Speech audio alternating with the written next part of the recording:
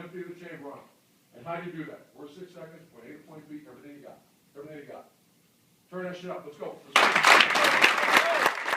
Welcome to Scoop Order Live Sunday night after a pretty incredible Sunday of NFL football. We've got the end of the Bengals season. It was a pretty rough one. Nevada and I are going to weigh in on that. I know a lot of you Bengals fans are hurting right now.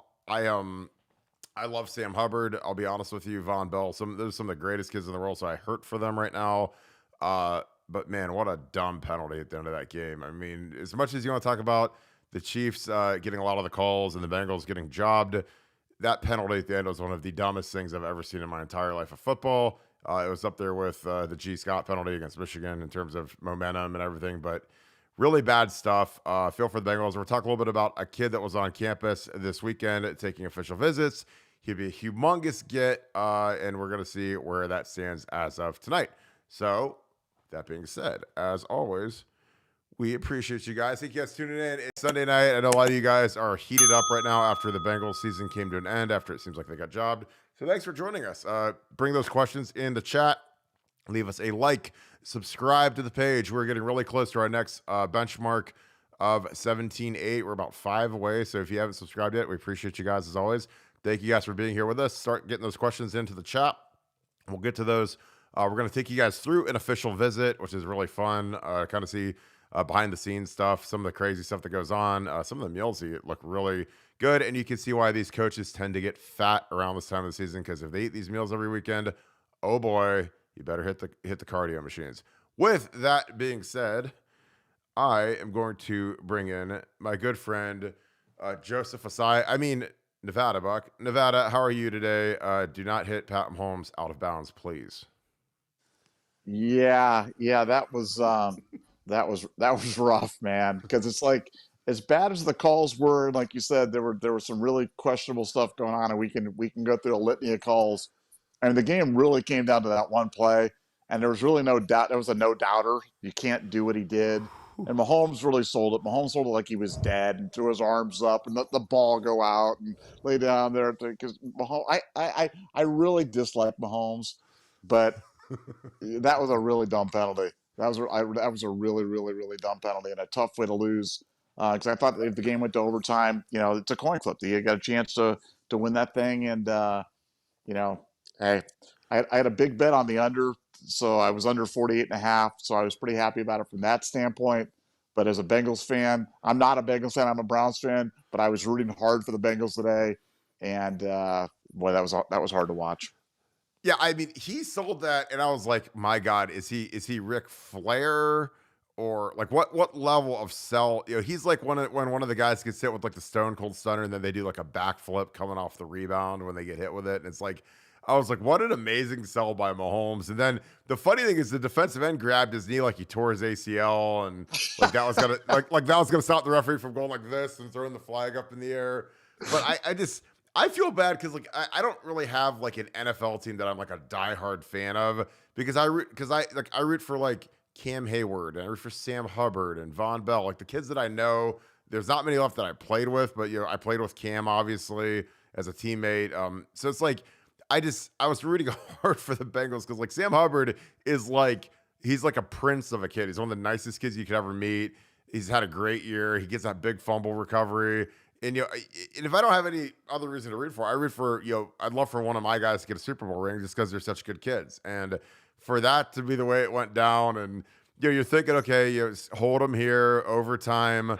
I did like the punt, like right in the middle of the field. I mean, sometimes I watch these NFL coaches, man, and I'm just like, holy cow, man, how do these guys get to be the guys that call the plays? And some of these plays are just, they're just idiotic. I mean, sometimes like when they threw the one deep ball, it was like 3rd and 3, and they throw it over the top, and I'm like, in my head, I'm thinking like if it's 3rd and 3, I'm like, well, I got 2 downs to get 3 yards, so run a fullback dive twice, you can probably get 3 yards, probably, or just do something, whatever. But they throw it over the top, and sometimes I feel like they're just playing for a defensive pass interference or a holding call or something to bail them out. But yeah, it was tough. I felt bad for Sam and Vaughn. But what do you think of the Phantom stoppage call on third down where they get to redo the down. I've never seen that before. That was like some Colorado, Michigan fifth down stuff. But what did you think of that call? Well, I was a lot more angry about it until they showed the one angle where they show the guy kind of coming in to blow the play dead or whatever because the play stopping. But that was rough, man. That was rough. It's a good thing that didn't end up costing them. And because Kansas City didn't score on that possession. Obviously, you can talk about how much time was left and things like that. But that didn't end up costing them the game. I mean, really, what ended up costing them the game was hitting Mahomes out of bounds for a 15-yard penalty with 8 seconds to go. I mean, I just don't have words. So yeah, tough way to lose. I look at it this way: there's going to be 31 teams that are losers this year, and the Bengals made an unbelievable run again, AFC Championship game on the road, and I mean, wow, what a great! I mean, if you're a Bengals fan, you have to be really happy with the effort, with the future. You've got Joe Burrow, you've got those guys. Now things are going to change when Burrow and Chase come off those rookie contracts. Yeah. And all of a sudden the delta is probably about 50 or 60 million additional in cap space that's eaten up by the same players. So that's going to be challenging. But no, I mean, look, the Bengals were the dregs of the NFL just a few years ago, and now they're one of the best franchises, not one of the best franchises in the league. So my hat's off to them. Tough way to lose. Yeah, like I said, I'm not even a fan, and I felt bad for him tonight. So that was harsh. No, it was brutal. Final question, NFL wise, if you're the Bengals, do you try to extend Joe Burrow this offseason?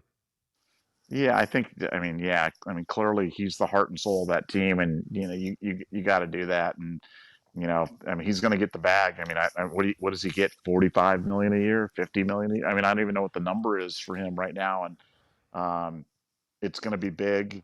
It's going to be substantial. It's going to cut off some of their flexibility that they have going forward. But when you have a guy like that, it's hard to believe that he's still only in his third year in the NFL. But third year and almost back-to-back Super Bowl appearances. So yeah, really, the future's really, really bright. And think about it, as a Cleveland fan, the Cleveland Browns drafted the first pick of the draft. They drafted Baker Mayfield.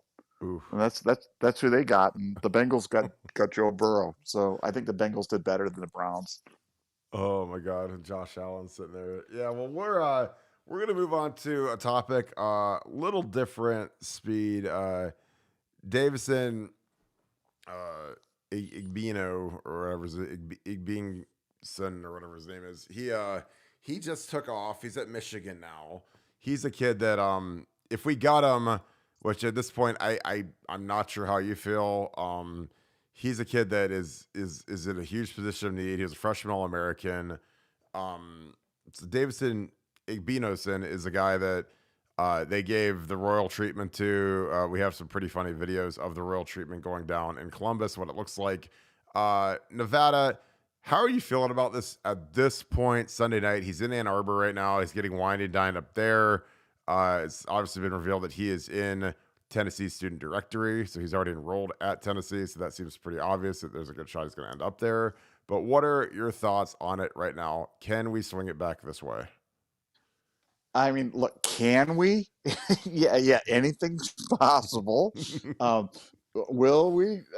I'd probably say no. I think our chances are extremely remote, especially with him being enrolled there at Tennessee. Now, again, I don't know on those directories if anybody could just go in there and put a name and put a thing. I'm not really sure how that works, but look, this young man is clearly looking for the best deal, and I'm not sure if Ohio State is going to offer him the best deal.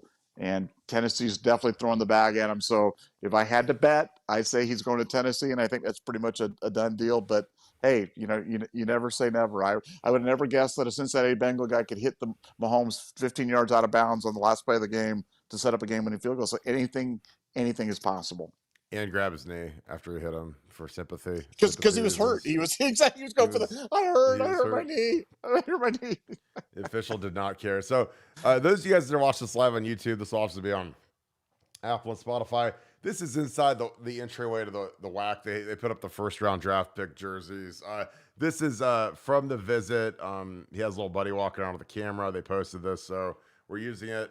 This is it's just kind of a behind the scenes of what goes on in an official visit at Ohio State. When you see, like, here's the ring case. You know, they show all the different rings. Here's the equipment room. So a lot of you guys see the photo shoots that go on where these kids wear these like crazy outfits. They wear like the blacked out visors on the helmets, which are completely illegal and you'll never be allowed to wear in a college football game. But they do it for the photo shoots because they look cool, like it's the program in 1991 or whatever.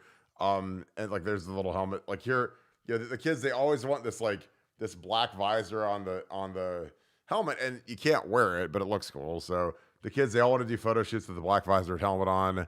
So they kind of pick out their gear at the equipment room. You know, they pick out the jersey number they want to do it in. So it's oh yeah, Colorado, Missouri. I apologize. Good catch there, Imhotep. That's a great builder in Civilization, by the way. On the 5th down, yeah, it was Colorado, Missouri, not Michigan. Michigan, that was the Cordell Stewart Hail Mary play. So I apologize for that. Great catch. But yeah, you know, here's the wall of cleats. You know, so I don't know, like, if the wall of cleats does anything to sway a recruit, but they show like there's the LeBrons that we wore, the blacks with the red stripe. Nevada, does any of this, if you were a young, more athletic person and could play corner, would any of this sway you? Then this is funny because they show Tim Walton shooting. I apologize, it gets a little grainy here for a second. That's a little stretch out. Here's Tim Walton shooting. And again, this is kind of like this kind of sums up our corner play at the end. They show him bricking a free throw, so it kind of is like the perfect Tim Walton video right there. They show like the little arcade and the golf simulator, and but does any of this move the needle for you if this was your kid or if you were actually being recruited? Yeah, actually, I think it's pretty cool. You know, and again, I've had kids kind of go through the process, you know, not at this level, but Yeah, I think that stuff's really cool. I think it's all really cool, and I think it's fun. And look, there's a reason why Oregon gets so many recruits, and it's not because living in Oregon is so nice, and because kids dream of being Ducks. It's because the gear's cool, and because the access to Nike is cool, and those types of relationships really can move the dial. So no, I think this stuff. Look, Ohio State's got this down to a science. They know what they're doing. They've obviously been able to do this at the highest level while still not throwing the bag at kids. So yeah. yeah, I'd say yeah, all this stuff matters, and I love seeing it. My biggest question is, if you did one of these shots, would you go ski mask or no ski mask? That's my biggest question. I don't think I'd go ski mask, but I would definitely go black visor. I definitely would go. I'd go Black. all black visor in terms of doing it. I do gloves. I do the whole 9 yards like that. But I'm not going to do the ski mask. I don't think because I think it would hurt my ears and my head or something like that. Yeah, I don't like it. It makes my head. So this is the highlight. I love they show the these guys, they go to Hyde Park down on the Cap for you guys in Columbus, the one downtown, and look at all that butter. I mean, God, he looks. Oh man. I mean, that's a lot of butter, man. And that butter is not cheap. That is like compound butter with truffles. That's probably like $10 worth of butter on top of probably a $90 steak, I'd say, because that's not unless that's the bone-in. I looked up the bone-in is up to $1.35 now. So with inflation and with just the overall stupidity of going to like a Hyde Park or a high-end steakhouse, man, it is not cheap. Salad, no one's gonna eat that, of course. Lobster, no one's gonna eat that. The one interesting thing is when these kids are older, is they could technically drink on these. This kid isn't old enough because he's only 19. Here's like the flaming, I call this, it's like the flaming Mo from The Simpsons, but it's like a flaming Bananas Foster's thing. And these guys were wowed by the flame, like the fire. They light it on fire. Nevada, would you want your dessert to be lit on fire or would you just want to enjoy it like a regular No, but human? that steak looks really, really good. I mean, that steak looks really good. I don't care what it's like 7:35 out here. It's about 10:35 your time. I mean, I could go for a big steak like that right now, no doubt about it. If you had a steak like that and it was in your living room, would you hit it out of bounds or no? I would not hit it out of bounds, and I would not. But I would grab my knee after I ate the thing because I'd probably pull a groin muscle while eating that giant steak. Your ACL just tear as you stood up after eating a 3-pound steak. Love it. Exactly. So this is interesting. Here I'm on my Jeff Okuda, and since this is a kid show, we're not going to write the S word. I scratched that off. But you know, he at least knows who Jeff Okuda is, which is great. I mean, he's from Jersey and Okuda is from Texas. So, you know, I mean, at least he knows somebody that plays for Ohio State. But would you go red pants, Nevada, or would you go silver pants if you're doing your photo shoot? Do they have like black? They don't have like the all black type I outfit or think something they like do that? have the black. I think the black's the greatest uniform combination of all time. That's the one I'd want. I want black top, black bottoms. In the comments, in the chat right now, what is your favorite Ohio State uniform? Type it in the chat. And do we need to go back to the silver sleeves, which everybody thinks? Yeah, I don't like the red. The red looks like Clifford the Big Red Dog, I think. So I'm not a big fan of it. But would you go red pants or would you go silver pants? Or would you go black pants? Well, the whole thing you know what the whole thing reminds me of? It reminds me of a big steak. I'm still thinking, am I fixated on that steak right now? Is that, yeah, go back to the steak. Oh You want man, me to go steak? You want me to go back to steak? go back to the steak. I want This to. reminds. Did they do the sides? Do they have like a baked potato or anything like that? They show the sides, or just the I lobster think they tail just and show stuff the like. lobster tail. The steak's too low rent, or I mean, I mean, nobody eats a potato. I mean, it's like Do you think? people in, Do you think it was people in was California that don't eat potatoes. was that a community steak? Like they cut it and they give pieces, or was No, that like just his steak? no. This is a singular steak for one person. Oh So man. I've got out to eat with a guy like this. So he gets, you know, the Wagyu tomahawk, which is like, you know, it's almost like obnoxious because like you don't really need this big stupid bone here. They could really saw that off and make it a lot more manageable. But you know, he gets the steaks like $135. It's the size of like a plate, and then you got this bone hanging off. This bone reminds me a lot of what Patrick Mahomes like flopping here over here on the bench. If this is the bench No, but over here, it's like the Flintstones or something like that. You eat that like yeah, something on the Flintstones, you know. But that like a brontosaurus steak or something. But that yeah. man, that looks delicious. So I need you to rate these sides. So I think we've got truffled. That looks like mac and cheese. No, that's not mac and cheese. That's potatoes. This is potatoes. I think this is mac and cheese with no lobster in it. Here's a lobster. Someone's in that saucy sauce. They're in the that looks like a soda, probably like a I imagine a vodka soda because these coaches are probably trying to stay skinny after eating all this food. No, but Yep. he'd hit that Caesar salad pretty good. He had hit that Caesar salad pretty good, and that the Caesar salad that's a nice way to start off a meal like that. Do you think that you do that? Do you eat some of the salad in front of the coaches to show your dedication levels? Is that why you eat some of the salad? If you've got Ryan Day sitting there and Tim Walton and Jim Knowles and they're trying to get to know you, like, do you just eat a little bit of the salad just to show that, hey, I have eaten a vegetable. I'm not just going to eat the ice cream pudding and the steak with extra truffle butter on it. Do you think that's like No, that's part of the schematics or no?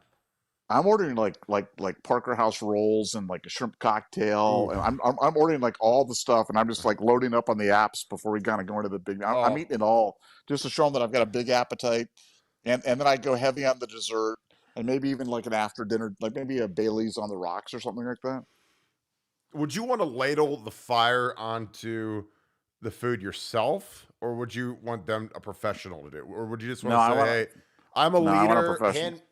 Oh, you wouldn't do it? I'd do it. No, no way, man. I'm not. I don't want anything flaming. I don't want to be dealing with the flaming moe when nothing's going to stand between me and that dessert. I want somebody else to deal with the flyer.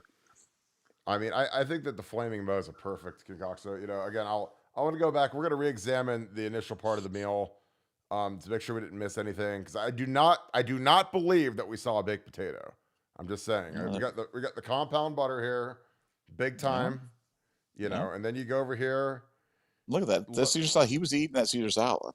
Yeah, but I think you just kind of moved it around, shuffled. It looks a little No, heavier over no, here. no. I I don't know. I don't know. It's interesting. But yeah, I just yeah, I don't see your baked potato. Your baked potato vanished. So, you know, there's no baked potato. Guys, if you guys are into steaks, you know, you guys got to dinner. What sides do you have to get? Put that in the comments. Again, this is just kind of a silly episode because I saw this and I was like, you know what? I bet most people haven't like seen What is it. that right there? What is that right there? Stop. Where Stop to the left. left? Stop. Where There. here? Stop right there. Yeah, right Hang there. on. Circle that thing. I gotta get this right here. Is it? Yeah. What is that? That I think that's potatoes. Is that Or it might be potatoes? cauliflower. Like one of these is potatoes and one of these is cauliflower. I don't know which is which. Yeah, I don't want So any of that stuff. I want potatoes. I want corn, I want lobster tail, and I want steak. That's all that's all that I want. I don't want anything else. I don't want I don't want green beans. I don't want anything else. I just want corn, and I want chopped corn. I don't want that cream corn. I want like chop house corn, crunchy. You're the you're the Joseph Osai of steakhouse eaters. Yeah, Joseph You're Hosai will live. He will live in infamy. all right. Number So this is 58 should be retired. Okay, let's see some this video. is these are his highlights. So we're gonna watch these. He's going both ways, obviously. Again, we're being a little funny tonight because it is Sunday night, and we did just watch one of the funniest. It was a weird NFL game. I mean, this was like of all the championship Sundays, Nevada, like just rank the quality of the games. Like I thought, obviously the Chiefs Bengals game was great when it came down to the last second field goal, but like early on when Brock Purdy gets hurt, and then they got to put in like Josh Johnson was in my draft class. I'm 38, so he was drafted when he was 38, or he's 38 now. He's played on like 30 teams across like 5 different leagues, and he was the backup quarterback for the 49ers. So I mean, I feel bad for some of these guys, like for the 49ers, when all of a sudden they're in the NFC title game and they don't have a quarterback. It kind of changes the calculus a little bit. But what what what did you think of the games today? Well, no. First of all, am I right? That was his first NFL snaps that he'd ever taken. Was today? No, I don't think so. Was it? I mean, that's what I heard. Now, maybe I could have dreamed that, Well, but I mean, I've never even heard of him. I've never even heard, and I follow football for a living, and I do fantasy, and I'd never even heard of him. So like, it's possible that he's never played before. Well, no, he has played. All right, Paul. Here we go. All right, I'm gonna put Paul on here because Paul's the voice reason. Paul, we're gonna grade this meal real quick. All right, Nevada. Paul, who watches all of our stuff and is one of our best people, 10-ounce filet mignon, parm crust topping, mushrooms, Caesar salad, cream spinach with Parmesan crust topping, and chocolate cake with chocolate icing. I do not see a potato in there. Nevada, your thoughts on the missing potato? No potato, no corn, and so I think that meal has been disqualified from consideration, even though the rest of it was a strong thing. If you're going to get chocolate, if you go chocolate cake to a chocolate icing, that's a lot of chocolate. That's like kind of one note right there. It's kind of chocolate and chocolate. You need something to crunch that up. Maybe some sort of a nut topping or some sort of whipped cream or something like that. Well, I give it an A plus. I'm tired of this craziness. I think it's fantastic. I love the extra Parmesan on top of cream spinach. Great job, Paul. Oh, you're talking about Nevada. But no, I love this. This is a wild one. But no, this kid, I think he's got a shot. But I mean, realistically, in Nevada, like, what are the odds that this kid actually comes to Ohio State after he's in Tennessee? I mean, again, all I can base upon is how excited Ohio State is about it, and like they want the kid, but this kid is. It's not about. He knows he's going to play. He knows he believes he's going to be developed. He believes he's going to find his way to the league. He is about what is the best deal for him in the here and now. And that's generally not a good sign for Ohio State. Generally, Ohio State doesn't win those battles. So I would say that we're a serious dark horse in this race. I think it's going to be interesting. But again, do you have any pause when a kid goes to a place like Ole Miss, who notoriously has paid kids for the last 100 years to go there, and then all of a sudden he goes there for a year? You imagine that he got some sort of NIL deal to go to Ole Miss. Then he hits the portal and he's searching for a new NIL deal. Do you think that there's a chance that he actually got another NIL? He's like going year over year to search for new NIL deals? Well, I think he said that. I think he's looking, and he's not looking to take a pay cut, so he's looking for you to kind of match what he got at Ole Miss. And as you said, Ole Miss was cheating before NIL and giving kids the bag. So with NIL, it's kind of the wild, wild west. So when you see a kid like that, you got to tread very, very carefully. But he's such a talent at such a position of need. If it was any other position on the field, I'd say you don't even return this kid's call. But I mean, it's at such a position of need, and having a kid like this, it's kind of like the Elias Ricks things that we followed for years and Oof. years. Because look, we needed elite cornerbacks, and he's an elite cornerback. So this guy falls in the same category, but don't think we're getting him. But who knows? Hope springs eternal. Maybe tomorrow he'll change his mind and put on the Jeff Okudah jersey and become a Buckeye. With the position of corner, again, this is something I think we talk about every single day. It's the two spots everyone's worried about is O-line and DB. Nevada, which one are you more worried about at this point as we head into winter conditioning and mat drills? Yeah, well, it's definitely corner. I mean, like I said, we're so thin. I mean, we got to find a second. I'm not even sure we have a third. So, like, we've got a serious issue at cornerback right now.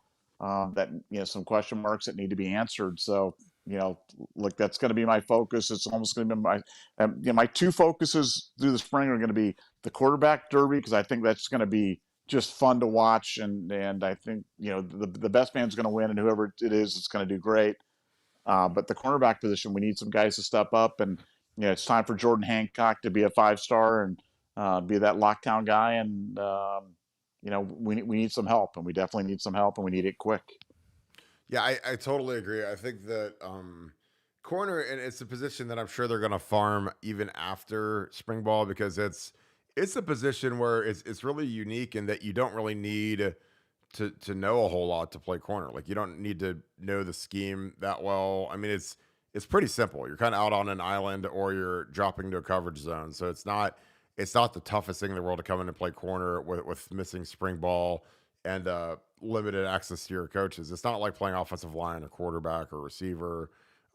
It's probably the easiest position to play on the entire team, just because if you've got the requisite skills and ability, like, you're basically just covering a guy man on, and that's something that the way Jim Knowles likes to run cover 1 and cover 0, it's a lot of man on man coverage, man. And it's like, if you can run with a guy and shut him down, you're in need. And this is a kid that, he's got that ability. He's long, he's lanky. I think that he's, of all the guys that would be a big shot in the arm to Ohio State in the portal, this guy would probably be at the top, even more so than any of the offensive tackles that came in and visited or that we offered.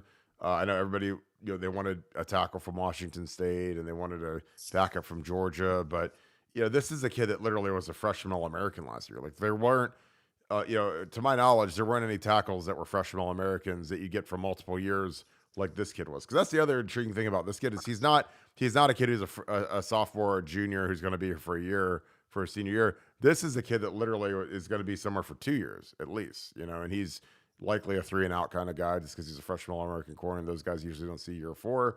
But yeah, it's going to be interesting to see where he goes. Again, him being in the Tennessee directory, I think that's a pretty big tell as to where he's leaning, and I think he's probably just taking these out for like little field trips to take his crew out for some 5-star dinners for free and get wined and dined and whatever and do the photo shoots. But it was interesting. Tim Walton was the lead dog on that. There's been a lot of speculation around his status. So him being the point guy for this, I think for him is good. I mean, I root for guys that are former Ohio State players. I mean, Tim Walton obviously was an alumni guy that played at Ohio State. So, I think it's better to have some of those guys in the building that kind of get what Ohio State is, because there's, they're kind of dwindling. They got James Laurinaitis in, which was huge. Nevada, your thoughts on James and the impact he could have coming back into the fold? It's always hilarious to me because a year ago, I was kind of screaming at the top of my lungs that we need to hire James Laurinaitis, and then we don't return his calls. He wanted to get into coaching, couldn't get a hold of anybody at the Woody Hayes, and now he's back. And you had to go to Notre Dame for a year, sell his dream house, which is kind of unfortunate, but whatever. He can go buy it again. He's got plenty of money. But your thoughts on James joining the fold and potentially injecting some new life into the defensive room from a recruiting perspective? Well, I think again, having a young guy like that is just huge. And as you're aware, he can't go on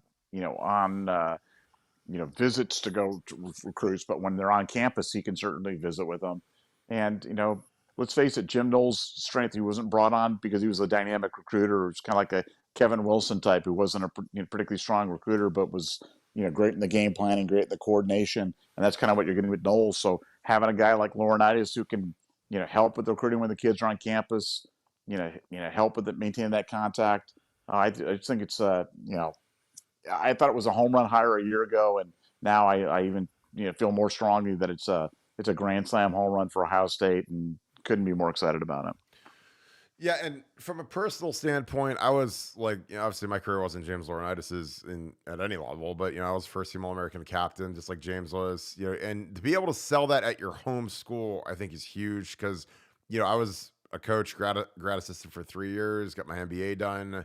But when I was in recruiting, and I was a very active recruiter because that was something that I could do to add value, and show Urban Meyer, hey, I'm really good at this. And I think kids kind of gravitate to guys that have done what they want to do. These guys all want to come to Ohio State.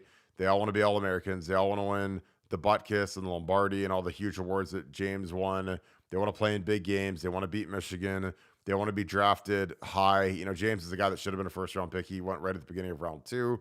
And now it's a lot more fun when you're James and you get to sell it through testimony instead of theory. And what I mean by that is testimony is if you've actually done it at that place, and theory is like if you're trying to sell something that isn't really authentic. And that's what most coaches have to do. Most coaches aren't coaching at their alma mater. So, Ryan Day, and again, he does really well in recruiting, but he didn't go to Ohio State, and he can't say, this is what it's done for me. James and Brian Hartline could say, this is what place has done for me.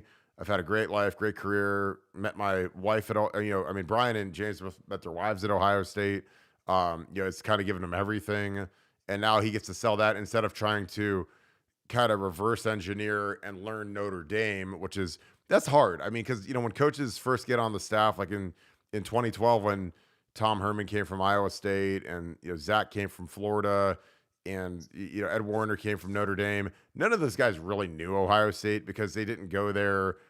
They've driven past it. They probably got onto a game. They might have played there before as a visiting team, but you just don't have like the thorough knowledge that you do if it's your alma mater, which again, that's a benefit to James and Brian. So I think that's something that it's going to be exciting to see how much James can add from a perspective and kids.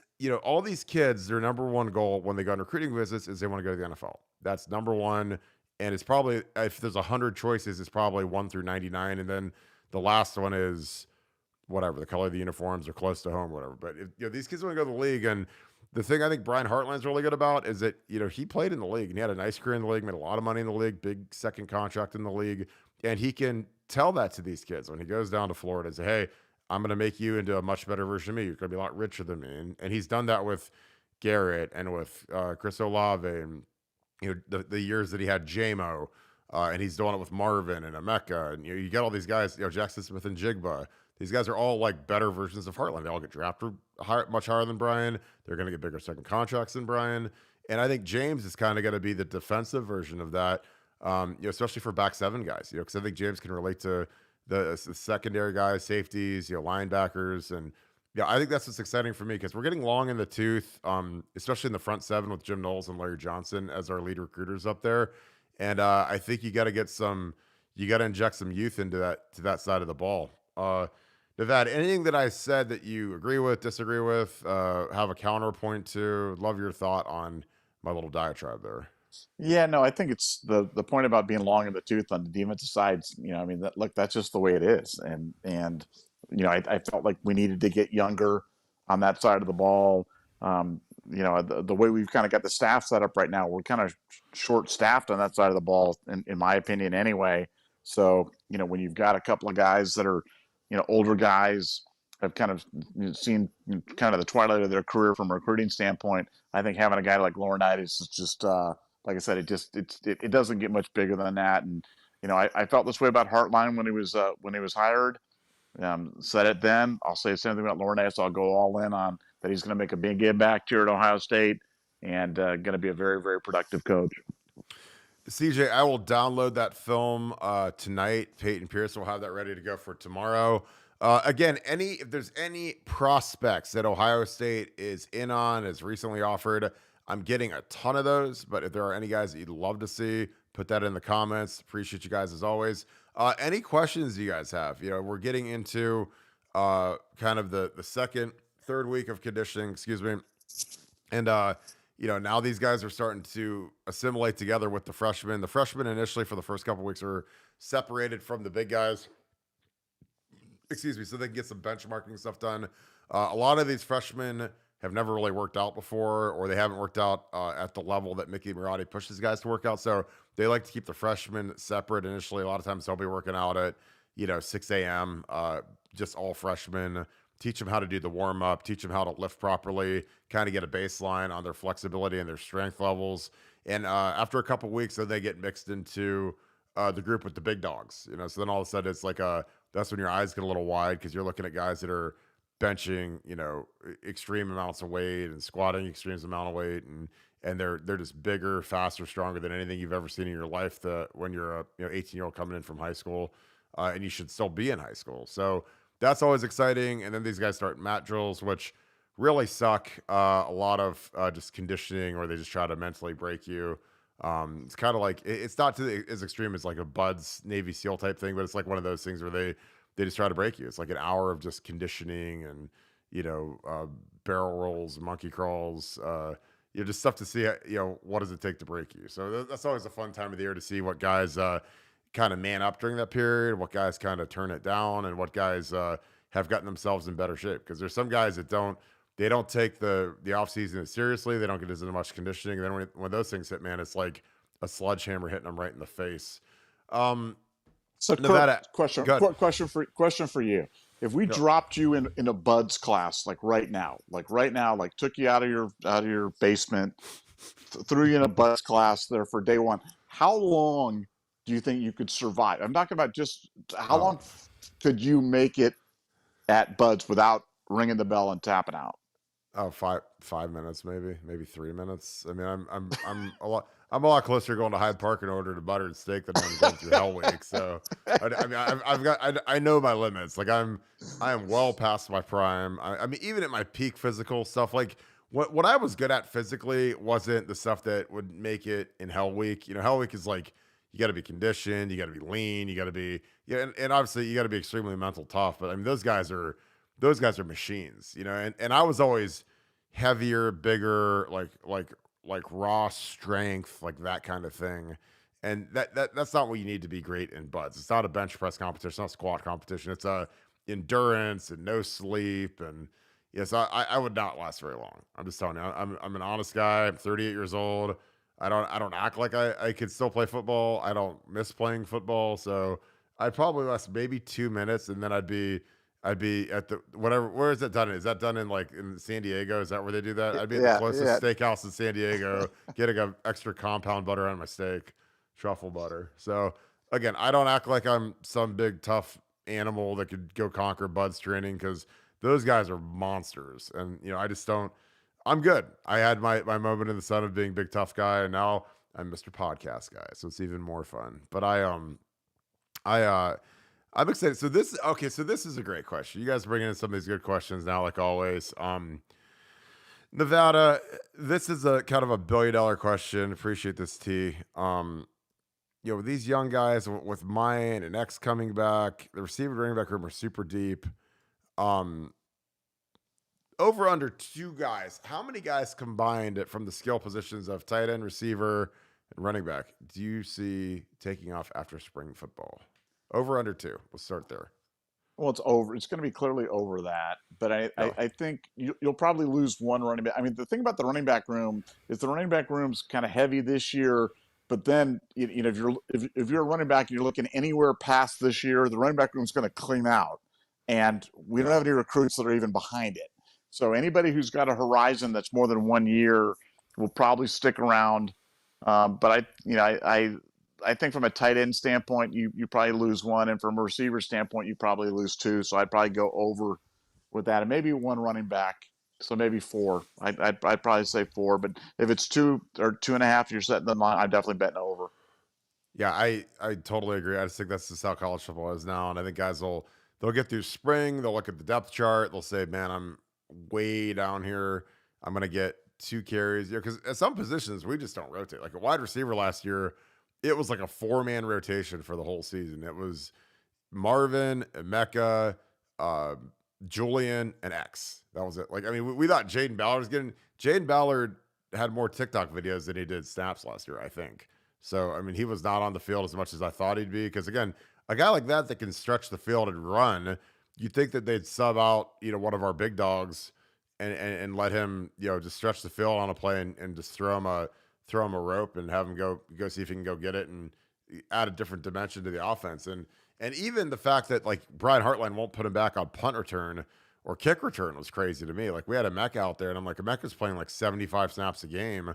He's played the whole game. He never comes off the field. And then he still has to go back and field a punt. We don't have any of the 20 wide receivers that are on the team that could field a punt or any of the corners or DBs that can field a punt. So that was confusing. But that short rotation, again, that's something that, you always have to monitor the rotation to see how much, a guy potentially could play and make an impact. Because if you're Evan Pryor, that was a guy that they were on red alert, 5-alarm fire that he was taken off after that awesome spring game he had. They were really worried about him transferring, and they got him to stay. Then he tore his ACL, and if he balls out again in the spring and someone says, "Hey, you can come to our place and be our starting running back," then I don't know. Like I think if someone offers you to be the starter and be the guy, you have to at least consider it, because otherwise you're going to sit at Ohio State. You're going to watch 4 other guys play before you. If you've got Trey and Dallin and Mayan and you've got Chip, I don't know what they're going to do with Chip.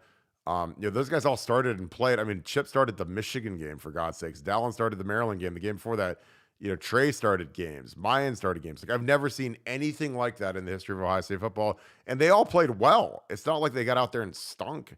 They all played really well. So, if you're the guy that was, inactive last year because you tore his knee in camp, like, where does that leave you when all those guys are back? So again, it'll be interesting to see how it goes. This is a great question. So Nevada, CJ, I appreciate this question. Is Brian Hartline going to go up to the box, or will he be down on the field with the receivers? And I know my answer, but it'd be interesting to see what you think, Nevada, unless you want me to go first. I think my guess would be, but it's strictly a guess, it would be Brian in the box, Keenan Bailey doing the hands-on coaching on the sideline. That would be my guess. I think you're exactly spot on. I think Brian needs to be upstairs. Again, I've literally sat next to Tom Herman when he was calling plays and Joe Bolin when he called plays. So it was like, it's so much more easy control. They have their whole play sheet out in front of them. They've got little notes. The GA or whoever sits next to him can pass, hey, this is what we got. These are the coverage we got. These are the blitzes. I used to draw the blitzes up for Tom Herman so he could see what they were bringing. And then I'd usually get the coverage from someone. Someone behind me would always tell me what the coverage was, because I'd look at the front 7 and they'd look at the back 4. So we always had like really good chemistry. And I think that's important, because you have to give an accurate picture to the offensive coordinator, and he has to be sitting in the box for him to see that. So Keenan Bailey is the guy who's got a lot of utility. He's worked with Brian Hartline. He knows the receiver room. I mean, I think he's interned at every room. He's quarterbacks. It wouldn't surprise me if he was an O-line intern. Obviously, he's a tight ends coach now, but he can coach the receivers with equal proficiency as Brian. So I think that if Brian's trying to tell him something, Keenan will understand the language and be able to relay to the guys down there. And that's what's really important. I think it's just an absolute no-brainer if you're a play caller to be in the box, because it's so much more controlled and so much easier to do it from.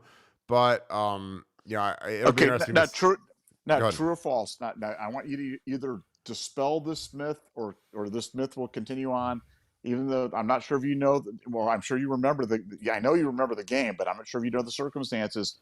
2007 Illinois game, Mendenhall breaks off an early run and fumbles at the end of the run, and we don't challenge it or do anything. There's a rumor that the coach up at the box were eating nachos and missed the play. True or false? That would have to be false, because we don't have nachos up there. They have City Barbecue, hot dogs, and usually McFlurries or McCafes from McDonald's. So, because I literally used to go up there and I would eat before the games, because during our pregame meal under Tressel, we didn't have like a lunch buffet. We would literally get like a plated meal, and you'd get like a little slab of lasagna, a little tiny filet mignon, a little piece of chicken. And I used to give my meal out to Reed Fragel or Muhort or one of the guys that was playing in the game that would be hungry, because it's not a lot of food. And so some of those guys, like Jack, would want my steak, and somebody would want my lasagna. So I wouldn't eat the pregame meal so the other guys could get some food. And because I'd always go upstairs, because as soon as I got to the stadium, I'd get dressed, and that takes literally like 2 seconds to put on khakis and a polo shirt. And then I'd go up to the press box, because you've got like, an hour to kill before the guys even get on the field. So we get in there like 2 hours before the game. Now wait a second. Are you up there with a bunch of fat guys up there in the press box, like fighting for the food at the time? Or are you there before them or something like that? Oh no, they're all there. All the media guys are there. The scouts are there. They're all and they're just hoofing down.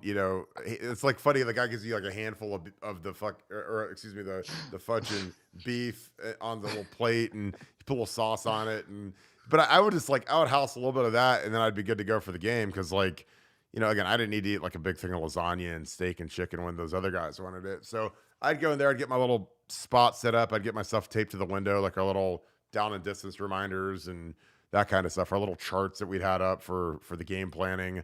I'd got to get we had like a little space. I'd get it all set up, get my pens out, my little notebook, so I'd be ready to go. And then, after the guys did their individual warm-ups where they'd be out running around on the field, I would go down to the field and I would watch the other team warm up just to see if there's any injury stuff, if there are any guys that weren't dressed, kind of check to see who was in the starting lineup, for whoever we were playing. And I'd always kind of watch how they were moving, watch their pass rush moves when they did one-on-one pass rush.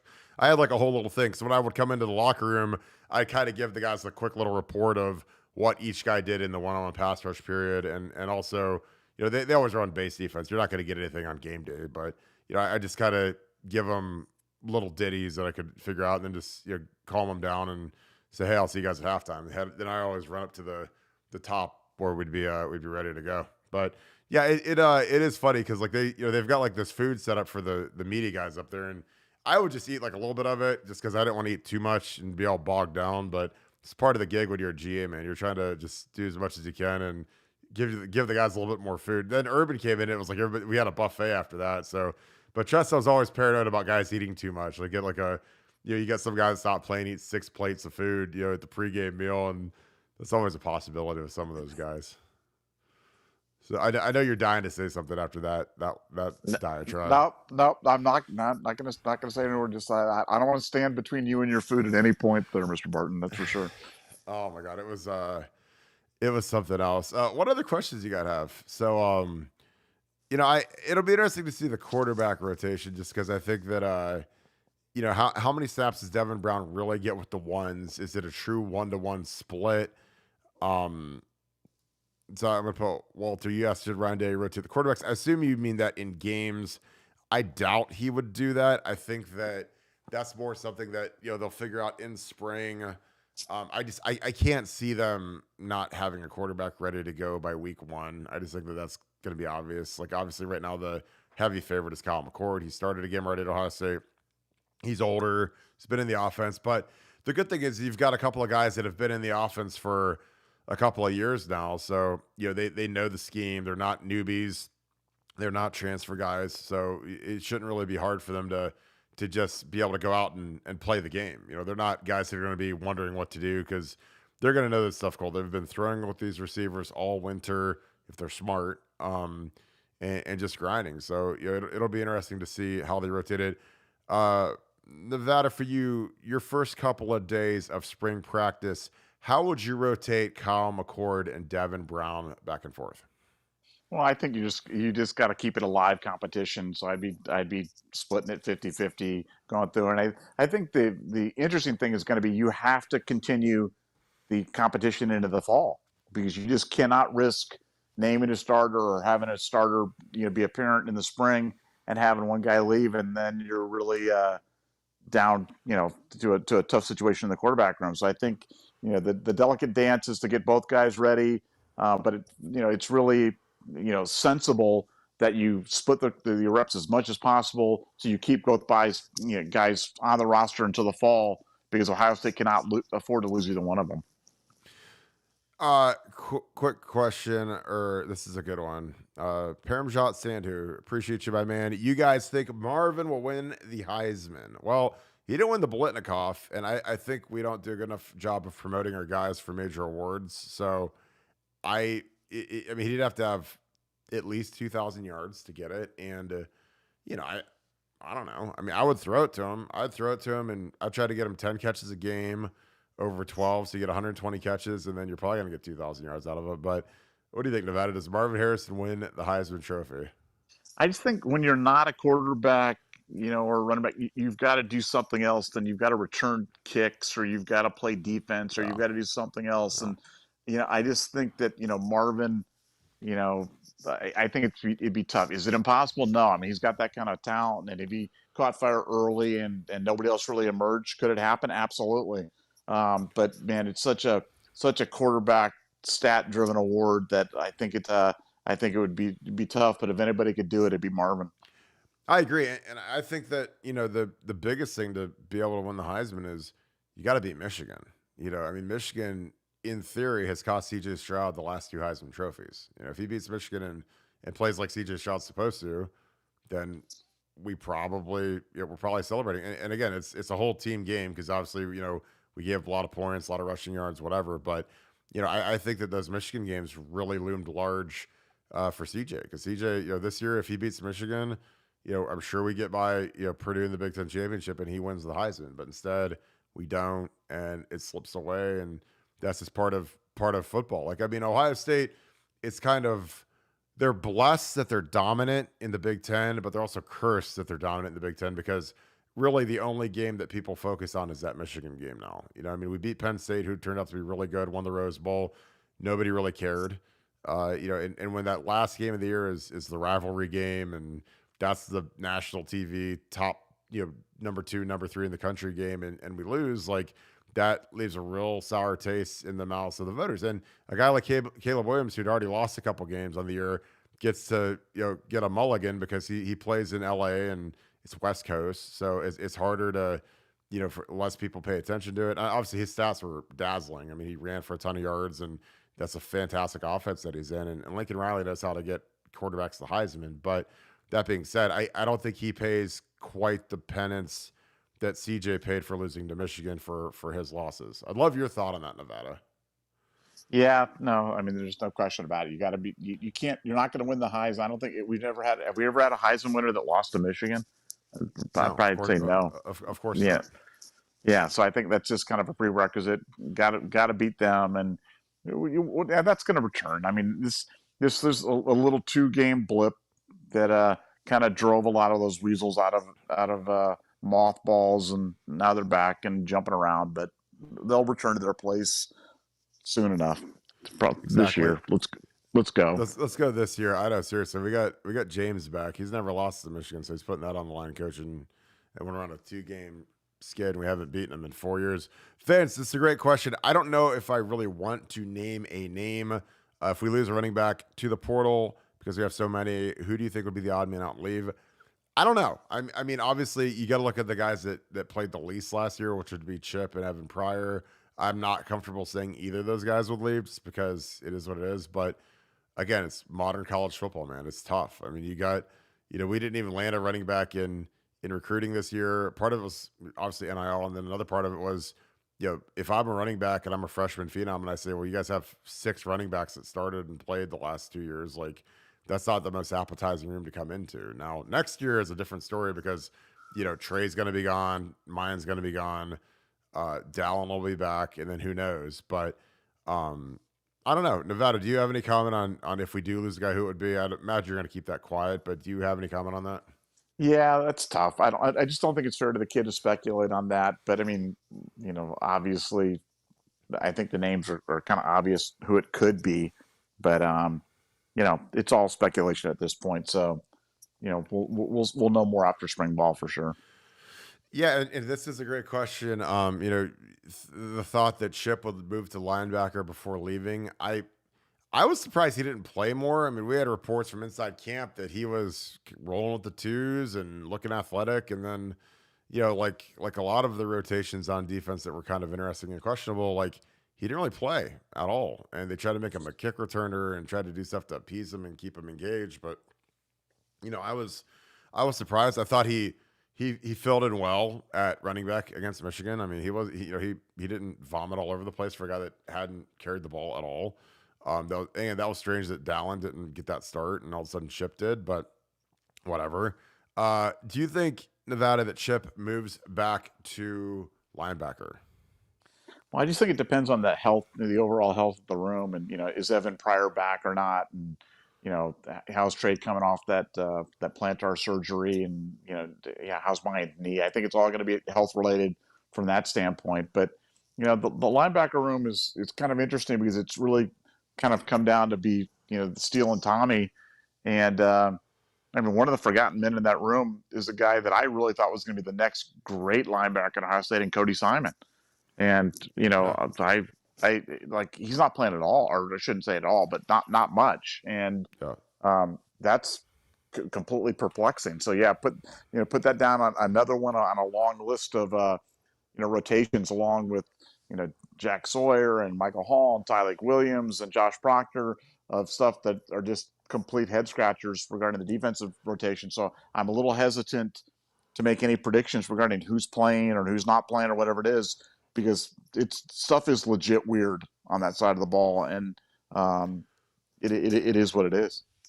And again, it's not just us, because we have people that say, "Hey, this guy looks great in practice. This guy, whatever." Like, I had people tell me Cody Simon was going to be the guy, and then 2 years ago he ripped both the shoulders out. He had massive reconstructive surgery on both shoulders. So playing linebacker, that's pretty tough. Obviously, you're not going to be able to play linebacker at all. So kind of a lost year 2 years ago. And then this past year, Tommy played out of his mind, and Steele really played well, and and Jim Knowles just doesn't rotate. And again, I always go back to the Proctor thing, because that was one of the things that it just was kind of telltale as to how weird the defensive rotations are, when they literally say, Jim Knowles, who is the head coach of the defense and is making $2.2 million a year, says Josh Proctor could be the best safety in America. And he said that on August 12th. I'll never forget that.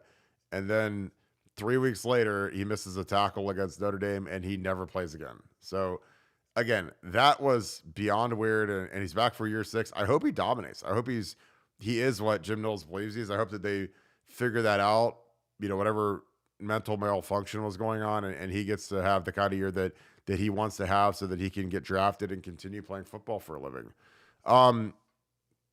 Nevada, your thoughts on Trey Henderson winning the Heisman? I love that one, Paul.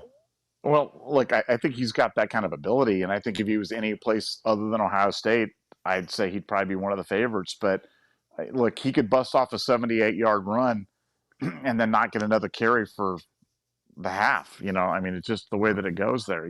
So the way that they rotate the running backs, the way that they have got to feed the wide receivers, I just don't know if he's going to get enough touches to put up those Heisman type of numbers. And I don't think Ohio, to get that as a running back, you really need to be the bell cow and that guy that gets at 30, 32, 35 carries a game.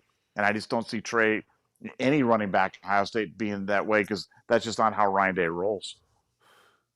This is another great question. In Nevada, what should we expect in year 2 of the Knowles defense? I think it's going to be great. I think our expectations should be top 10 and in all the meaningful categories.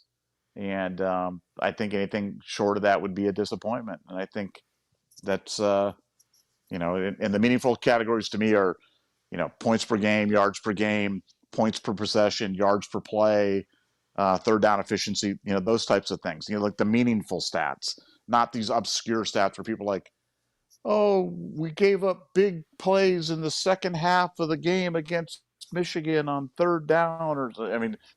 I'm talking about meaningful, season-long, large sample size stats. We should be top 10 in the country, and if we're not, or right there on the border, I think it's a disappointment. But I think we will be, and I think we'll be top 5 in a lot of them as well. Yeah, it'll be interesting. I think that the one thing that I'm really interested in is seeing, do we get the sack totals raised up with JT being in year 3 and itching to go to the draft? Jack Sawyer, Mike Hall, Tyleik, if those guys are now your starters, then how much does that raise the game in terms of our pressure game? Do some of these young guys step up and pressure the quarterback? Because that's the thing that the most disappointing thing to me is that we just didn't get after the quarterback to the degree that I anticipated. Now, teams get rid of the ball really quick against us. There's analytics that say that they get rid of the ball really fast, a lot faster than they do at Oklahoma State, because they're worried about JT and they're worried about Zach Harrison, guys that were actually pretty proficient. I think Zach's a fringe first-round pick in the NFL draft, which is insane to people because he was a whipping boy because he was never Chase Young or Nick or Joey Bosa, but he was a productive guy. He's a young guy for a 4th year senior. So I mean, he's a young fourth year guy. He's just turned 22. So he's got a lot of upside, and he's going to test and jump out of the gym at the combine. So I think he's got a nice NFL career. I do. I don't think he's going to ever be, Nick or Joey. But again, those are the two best ends in school history. So it's hard to, when you're dealing with the greatest of all time, like, you could be good at business, but just because you're not Jeff Bezos doesn't mean that you're a failure. Nevada, how much improvement do you think we'll see on defense with James Laurinaitis? And I think this will be, just because he's a GA and I've been a GA, I think it'll be somewhat minimal. And I think our linebacker was really good last year. I mean, I think Tommy could have been an All-American easily last year. But what are your thoughts on that, Nevada? Well, I mean, look, the linebacker room, I've said this many times. I think the linebacker position group made the single biggest improvement that I've ever seen in a position group in 1 year ever at Ohio State. And I'm talking about with the same players, because basically you return the same guys, and Tommy Eichenberg went from tough Borland to being AJ Hawk in 1 year. And that's just incredible. In the space of 5 months, he just completely transformed and really really turned it around. So from that standpoint, I think Laurinaitis is going to pay dividends down the road. I think he's going to help in recruiting, and I think eventually once he becomes one of the permanent 10, obviously that's going to be he'll have a bigger impact. But it's going to be hard to improve on that linebacker room, because that linebacker room, I mean, with Steele and Tommy, I mean, I think it's the best pair of linebackers in the country. I mean, I don't know, haven't seen all the teams in the country, but it's hard for me to believe that anybody would have a better pair of linebackers than Tommy Eichenberg and Steele Chambers. Yeah, I totally agree. And I think that the guys that could really be helped out by James Laurinaitis this time of year and in spring are those young guys. CJ Hicks should be his best friend. Even Sonny Styles should be his best friend. Like, some of these guys that are young that haven't played, Gabe Powers I would follow James around like a little kid, just because James is who you want to turn into. Be around him, ask him questions, watch film with him, ask him about how he worked out. What did you do in the off season? What did you do in season? What did you do to take care of your body? What's your diet? I'd ask him every question known to man to try to get as close to James Laurinaitis as I could in terms of his production, his proficiency, how he's a leader, just everything. Like, James is, of all the guys I played with in my life, during my time at Ohio State, him and AJ Hawk are just a different level of compared to anybody I played with. And those guys, they did and Nick Mangold is right next to him. Like, they did everything the way you want to do it. They're just incredibly smart, incredibly tough, fantastic players, and guys that you'd want to study constantly just to see kind of everything that they do, everything they see, how they watch film. Like, if I'm those young guys, I am literally attached at the hip to James Laurinaitis. I'm going to take a couple more questions, and we're going to head off to bed for you guys. I appreciate you guys. T, another great question. Marvin plays well this well. Does he win the Biletnikoff? Does the team take him top 5? I will say yes and yes. Nevada, your thoughts? Yeah, definitely yes on winning the Biletnikoff and top 5. I just think about the wide receivers that go at the top of the draft, and you look at the recent Ohio State wide receivers at 8, 9, 10 with Wilson, Olave, and Williams, and teams have to be happy with those picks. And then you've got a guy like Marvin, who's a bigger version of those guys, and oh, by the way, just has a dad who's got an NFL pedigree of NFL Hall of Fame. Like, it's just a no-brainer. Like, whoever gets him is going to be very lucky, and I think top 5 is definitely almost a sure thing. All right, T, you're going to be our second to last question. Should we expect a Bosa Young type leap from JT and Jack this year? I will say no, and it's not because I'm down on those guys, but I mean, those are top 2, top 3. I mean, Nick and Chase went top 2. Joey, I believe, went 3rd. So I can't see those guys going that high. I just don't think that they've got that type of inertia. Now, Chase Young in 18 was not nearly what he was in 19. So could it happen? I'd love it to happen. It'd be absolutely amazing. But, I kind of shy away from comparing these guys to who I believe are the 2 best ends to ever play there in Nick and Joey Bosa. 2 guys that are $150 million contracts, likely defensive player of the year in the NFL for Nick this year. I would love that. Your thoughts on that, Nevada? Yeah, no, Chase was 19.5 sacks or whatever it was that one magical year. And I think that's kind of a worthy goal for the combination of the two. I think they'll both be double-digit sack guys, like 10 apiece.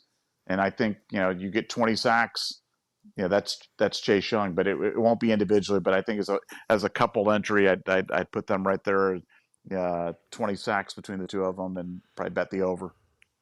I like that. So, Tim Campbell, who will be the starting quarterback? Nevada, as of today, I'm going to go Kyle McCord. He's the chalk. I love Devin Brown. If I was the guy that was the head coach, I would go with Devin Brown, but I think the starting quarterback will be Kyle McCord. Again, I love Devin's mobility. I mean, again, you watch these games and you see, even when guys can't throw it at all, like Jalen Hurts is only going to the Super Bowl because he can run the ball, because he ran for a zillion yards this year. It's not because he can throw. Then you see Mahomes basically wins the game on a scramble. Joe Burrow had a huge scramble. So these guys that are mobile and can, when everything's covered and there's nothing going, the QB run is just OP. And I think that's part of the reason why Gene Smith and Ryan Day and these guys, they want to play these, they want to play games at neutral sites, or, if Ohio State, if the Horseshoe could host a home playoff game, they'd rather play it in the RC, or not the RCO Dome, the Lucas Oil Dome, because again, when you don't run as a quarterback, then it hinders you when you play in terrible weather, rain, snow, sleet, whatever. But if your quarterback can run, it's a huge advantage in those kind of conditions. But your thoughts on who's going to be the starting quarterback, Nevada? Yeah, no, I think McCord's got to be the favorite, but yeah, I agree with you. I'd like to. I hope Kyle can move it. I know that Ryan just isn't crazy about that for whatever reason, but I'm hoping he's kind of changed his viewpoint, with what he saw, what CJ Stroud could do against Georgia, because frankly, I thought he played his best game by far against Georgia. And it wasn't coincidentally. It was also the game where he ran more aggressively than he ever had at any point in his career at Ohio State. And I wish he had done that from day one, but I guess he did do that day one. His first carry ever was like a 50-yard touchdown run. And then he never ran again. So, I think it's going to be McCord, but rooting for both of them.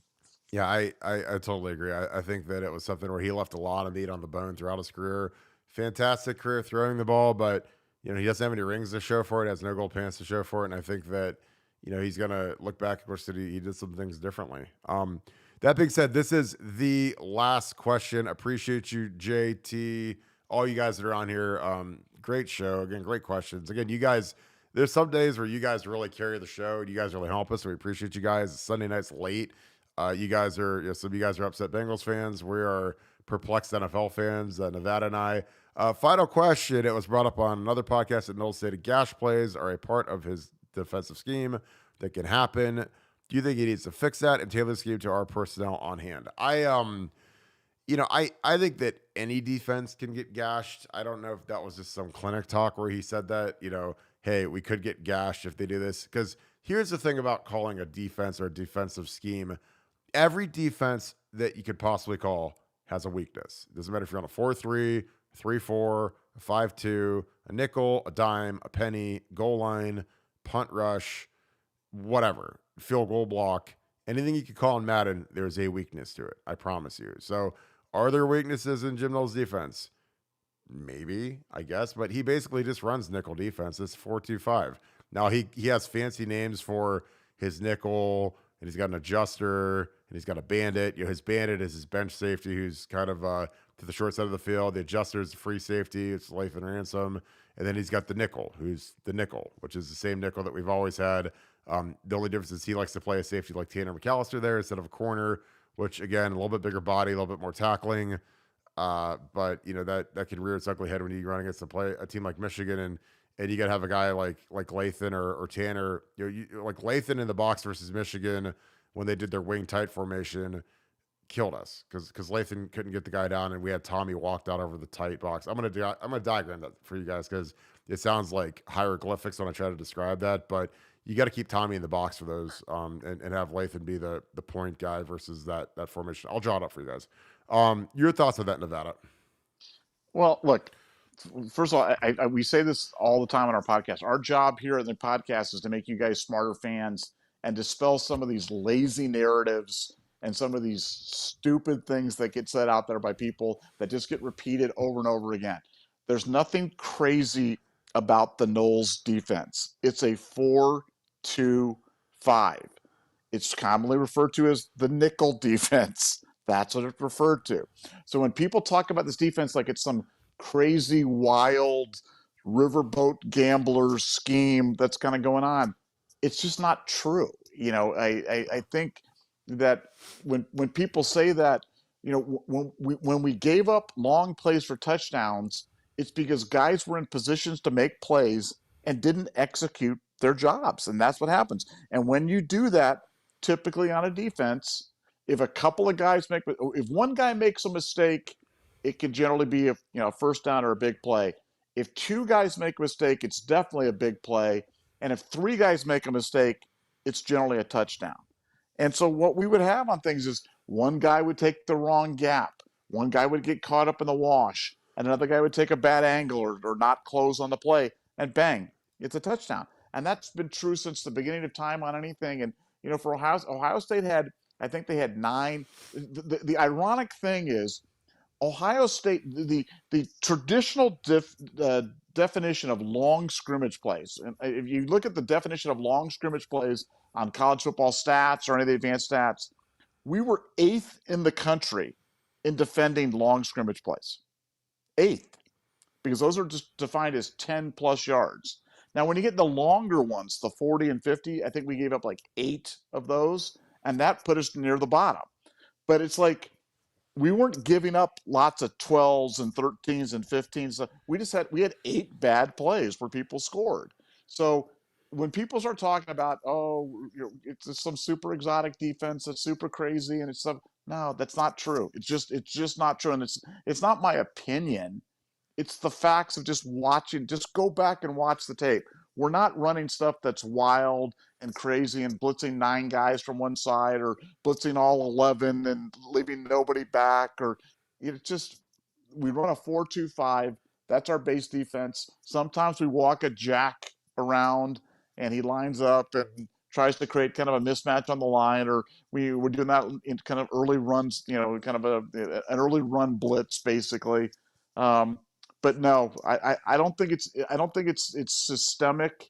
I think it was something that was kind of coincidental to some of the stuff that we were doing, and guys just weren't good at it. But we've talked about this before. But the jack position with Jack Sawyer, I think, was a mismatch. I don't think it worked. I don't think we'll see it next year, and at least certainly with that personnel. Maybe with a different person, it'd be a little bit better. But I just don't think it worked. I think every time that we ran it, I shouldn't say every time we ran it, but in limited times we ran it, I think we gave up a disproportionate number of big plays. But again, it's not exotic. It's a 4-2-5. It's a nickel defense. End of rant. Good. That's a great head to bed rant. Cause I agree. I think it's just, you can have the perfect defense on paper, the perfect call, and if a guy doesn't get into his gap because he gets blocked or he just doesn't get there because he's a human being, and you give up a long run, that's just part of the game. If a guy falls down in coverage, that's part of the game. It sucks. It's unfortunate. It's not anything you can coach. Again, you could have the perfect play call, but the guys can't execute it because they slip or they get blocked or guys don't get to their gap, then it's tough. And, when I've watched every single snap of this season on all 22 film, on coaches film. I have a little setup, a little telestrator. I watch everything. The jack I thought was ineffective. I think that the flow of it didn't work right. I think that, you play Jack Sawyer there and he only plays 10 plays a game or whatever, 15 plays a game. That doesn't work right. I think guys like that need to play 40 plays a game, 50 plays a game, so they're truly in the rhythm instead of bringing him in cold and having him there and then him and Tommy don't hit the gap right or whatever. That's hard, and I don't know how well Tommy Eichenberg's one of my favorite players of all time. I think he's a fantastic player, but sometimes guys like just having 4 down linemen in front of them. They don't like 3 guys and a walk around guy like Jack, and your gaps are different and the fits are different. Like, I think most linemen, they like that 4 down look, because then you're just used to what gaps to hit and where you have to be. And, this is kind of what we played 90% of the time. And then we run a little bit of the jack look, but no, this is not an exotic defense. I mean, it's not a 3-3-5 that a lot of teams are going to now. And I think that part of it is like, we just had guys that got rocked by Michigan's O-line. Like some of the guys up front got kicked all over the field, and that makes it really hard to play linebacker when your D linemen get thumped. So is what it is. It's part of the gig. And this is a big year for some of these juniors that really wanted to play more. Now it's their time. There's no more Zach. There's no more Jerron Cage. No more Teron Vincent. They're all gone. So we'll see how the rotation works this year. I'm super excited about it. Any final words, Nevada, as we wrap this thing up? Man, that steak looked good. I'm definitely gonna maybe go out and get a late night steak or something like that. But no, I'm excited. I'm excited for spring ball. I feel bad for the Bengals, and I'm hungry for a steak with some truffle butter. So I'm off to steak land now. Maybe we could have a segment called Scoop Eats. Get it? I love it. All right, I'm going to wrap this thing up. Appreciate you guys as always. Thank you guys for tuning in. Sunday night is late. It is past my bedtime. I can't believe how late it is. 11:30. Appreciate you guys being on here live. Great questions tonight. Thank you guys so much. If you guys enjoyed this, please leave us a like and click subscribe. We love doing this content with you guys. We appreciate you guys tuning in as always. It's a blast. If you enjoy this, BuckeyeScoop.com is the place for you. We had a crazy Bengals Chiefs thread. It was going nuts. People were really, really angry in it. It was kind of a roller coaster type thing, but it was, it's always fun. We always say we'll have a Super Bowl thread, always good stuff cooking. So we appreciate you guys being on there. If you could, on your way out the door, leave us a like and click subscribe. If you enjoy our live content, please click on, there's a little bell that says alert. That'll give you a little alert every time we go live. We try to go live every night now. So we're going usually around 7 o'clock. So look for us. And we love cranking these out and catching up with you guys and seeing what questions you guys have. So a lot of news coming from Ohio State this week. Still could be some staff buzz coming, recruits, conditioning. We've got eyes everywhere. So we're always going to have updates for you guys. A lot of good content. So appreciate you guys. If you guys are on Apple Podcasts or Spotify, please leave us a 5-star review. Those are huge for us. Thank you so much for that. We have so much fun doing this with you guys, and we appreciate you guys tuning in. Thank you guys so much. Thank you so much, Buckeye Nation, and thank you, Scoop family. We had a great time tonight with you guys. Appreciate you guys tuning in. We'll talk to you guys tomorrow. Go Bucks.